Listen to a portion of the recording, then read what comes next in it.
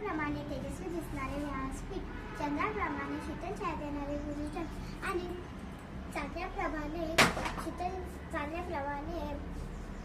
चमकणारे माझे विद्यार्थी मित्रांनो, आयुष्य वेचले स्त्रियांच्या शिक्षणासाठी, जगत राहिले समाजाच्या सेवेसाठी. ज्ञानाचा प्रकाश पसरवणाऱ्या तुम्ही ज्ञान ज्योती, वंदन करते मनोभावे तुम्हाला कोटी कोटी.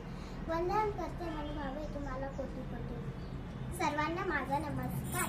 माझे नाव प्रिया रितेश मगरे आहे. मी दुसरी या वर्गात शिकते.